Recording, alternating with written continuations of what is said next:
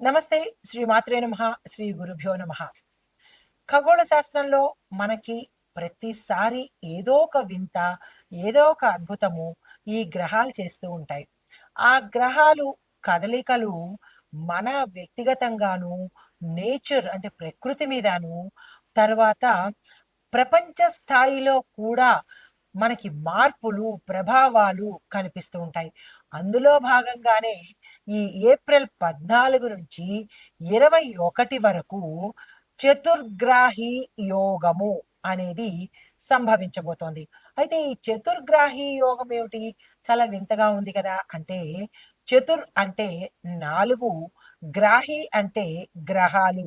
ఈ 4 గ్రహాలు కలిసి ఉండే యోగాన్ని చతుర్గ్రాహి యోగము అంటారు.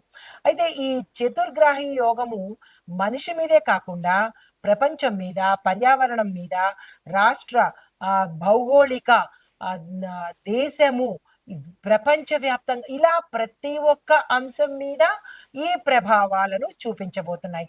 అసలు గ్రహాల కదలిక అంటేనే ప్రభావము అని గుర్తుపెట్టుకోవాలి.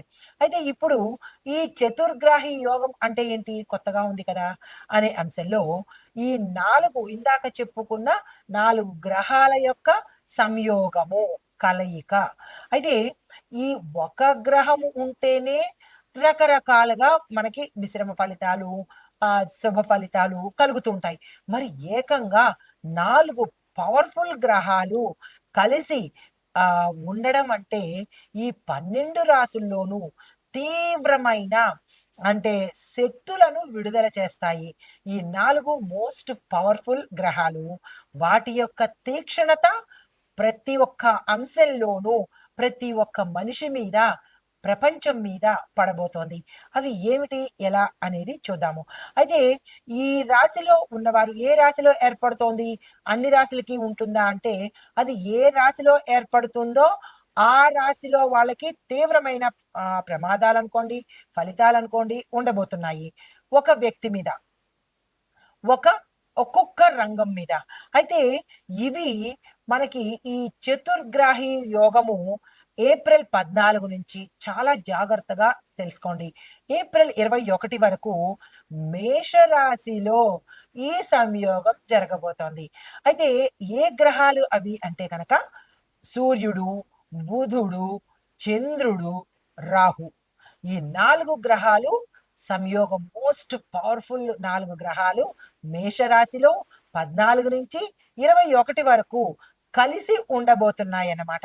అయితే చంద్రుడు మాత్రము ఒక్కరోజే ఉంటాడు. ఎందుకు అంటే చంద్రుడు ఓహ్, ప్రతి 2 రోజులకొకసారి తన గ్రహాన్ని అంటే తన చలనాన్ని మార్చుకుంటూ ఉంటాడు కాబట్టి 20వ తారీఖు నుంచి అంటే 20వ తారీఖు ఉదయం నుంచి 20 ఫుల్‌గా, 21 కూడా ఫుల్‌గా ఉంటూ ఈ తెల్లవారుజామున అంటే సూర్యోదయం నెల తరువాత రోజు 22వ తారీఖు వచ్చే లోపే చంద్రుడు అంతర్ధానం అవుతాడు. అంటే తన గమనాన్ని మార్చుకుంటాడన్నమాట.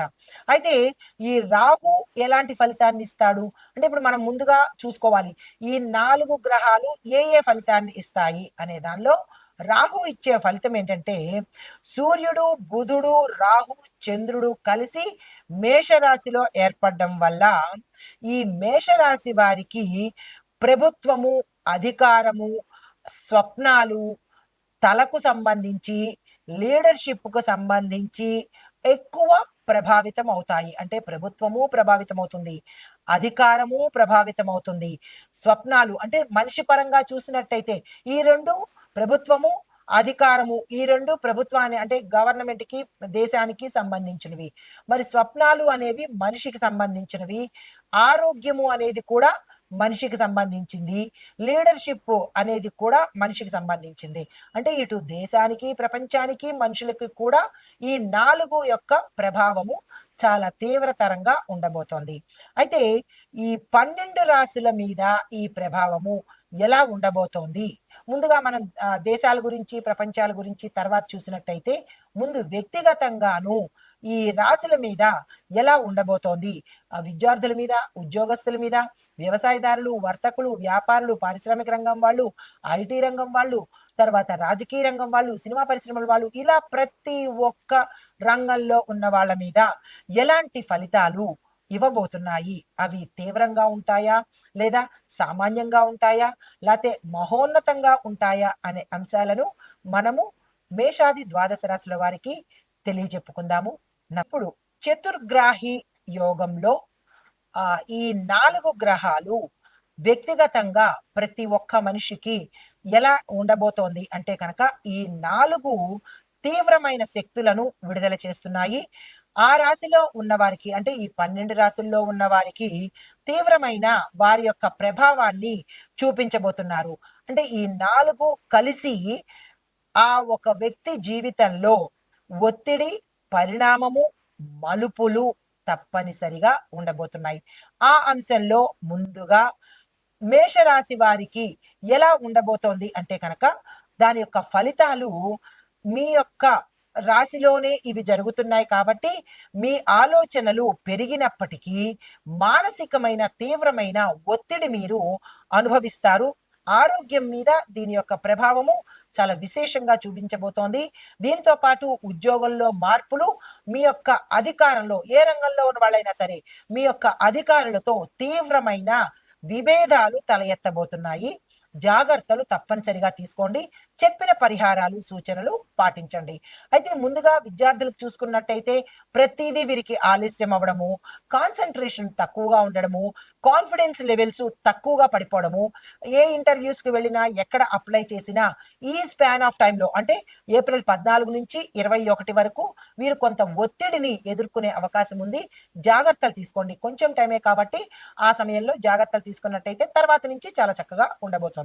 అయితే ఆరోగ్యం పరంగా చూసినట్టయితే మైగ్రేన్ కి సంబంధించినవి, కంటికి సంబంధించినవి, హృదయానికి సంబంధించినవి, ఎముకలకు సంబంధించినవి ఉండబోతున్నాయి. జాగ్రత్తలు తీసుకోండి.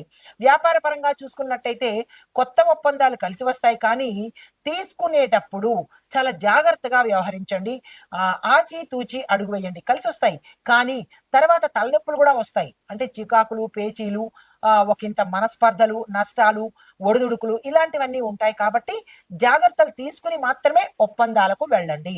తర్వాత వ్యవసాయ పరంగా చూసుకున్నట్టయితే కనుక కొంత నీటికి ఇబ్బంది రావడము, మీరు వేసిన పంటలు పశువుల వల్ల నష్టం కానీ, లేదంటే ప్రకృతి వల్ల నష్టం కానీ, లేదా మీకు మీరే పురుగు మందులు ఎక్కువ వేయడమో తక్కువ వేయడమో, ఇట్లాగా మీ స్వయంకృతాపరాధంతో కొంత ఇబ్బందులు కలిగే అవకాశము వ్యవసాయదారులకు కనబడుతోంది. తగు జాగ్రత్తలు ఈ సమయంలో తీసుకోండి ప్రతి ఒక్క రైతు. అయితే కుటుంబ పరంగా చూసినట్టయితే కనుక రాహు సంబంధితంగా మనస్పర్ధలు రావడము, తగాదాలు రావడము, దగ్గర దాకా వచ్చినవి దూరంగా వెళ్ళిపోవడము, తద్వారా మానసిక ఒత్తిడి కలగడము, వివాహాలు ఆలస్యం అవ్వడము, కుదిరినట్టే కుదరడము, మళ్ళా వెనక్కి వెళ్ళిపోవడము, నో అని చెప్పడము, ఇలాంటివన్నీ సంతానం కోసం ప్రయత్నం చేసే వాళ్ళకి కుదిరింది అని డాక్టర్ సంతోషంగా చెప్పే లోపలే అది విచ్ఛిన్నం కావడము, ఇలాంటివన్నీ డిస్టర్బెన్సెస్ అన్ని కలిగే అవకాశము గోచరిస్తోంది. జాగ్రత్తలు తీసుకోండి. ఆరోగ్యపరంగా చూసినట్టయితే కనుక ఇందాక అనుకున్నట్టు మీరు చాలా జాగ్రత్తలు పాటించుకోవాలి. మరీ సూచనగా ఆరోగ్యపరంగా చెప్పడం జరిగింది.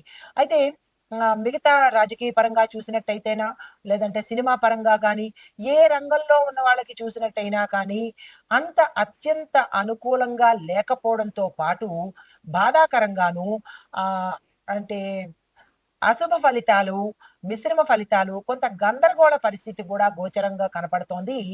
జాగ్రత్తలు తీసుకునే ప్రయత్నం చేయండి. ఏ రంగంలో ఉన్న వాళ్ళైనా సరే కొత్తగా ఏది మొదలు పెట్టకండి. శుభకార్యాల జోలికి వెళ్ళకండి. దీంతో పాటు పెట్టుబడుల జోలికి కానీ, ఇలాగ ఏదైనా మళ్ళా పునఃప్రారంభించడానికి, ఆగిపోయిన పనులు తిరిగి ప్రారంభించడానికి కానీ, ఇలాంటి పనులు ఏవి ఈ సమయంలో పెట్టుకోకపోవడమే మంచిదైనది. ఇబ్బందులకు గురి అవ్వాల్సి వస్తుంది కాబట్టి తగు జాగ్రత్తలు తీసుకోండి. అయితే పరిహారంగా మీరు ఏం చేయాలి అంటే కనుక, ఈ సమయంలో తప్పనిసరిగా హనుమాన్ చాలీసాని సాధ్యమైనంత వరకు చదువుకునే ప్రయత్నం చేసుకోండి. కొంత సానుకూలమయ్యే అవకాశం కనబడుతోంది. అయితే మీకు చెప్పదగిన మంత్రము అంటే దీనికి బుధుడితో మీరు ఉపశమనం అంటే బుధగ్రహాన్ని ఎక్కువగా మీరు ప్రసన్నం చేసుకున్నట్టయితే కనుక ఈ 4 గ్రహాల యొక్క కొంత తీవ్రతకు తగ్గించుకున్న వారు అవుతారు. వాటి పరిణామాల నుంచి ఉపశమనం కలిగేటట్టుగా కనబడుతుంది. కాబట్టి ఈ సమయంలో మీకు ఇవ్వదగిన మంత్రము బుధుణ్ణి పూజించండి. ఓం బుం బుధాయ నమః అనే మంత్రాన్ని చదువుకునే ప్రయత్నం చేసుకోండి. అయితే దీంతో పాటు మీరు ఏదైనా ఆకుపచ్చ వస్త్రాలు కానీ, ఆకుపచ్చకు సంబంధించిన ధాన్యాలు కానీ, పళ్ళు కానీ, కాయగూరలు కానీ దానంగా ఈ సమయంలో ఇచ్చుకున్నట్టయితే కొంత ఉపశమనం కలిగే అవకాశం కనబడుతోంది. ఇది ఈ రాశిలో వారికి చతుర్గ్రహి యోగంలో సంభవించే తీవ్రమైన పరిణామాలు, సూచనలు, జాగ్రత్తలు. నమస్తే.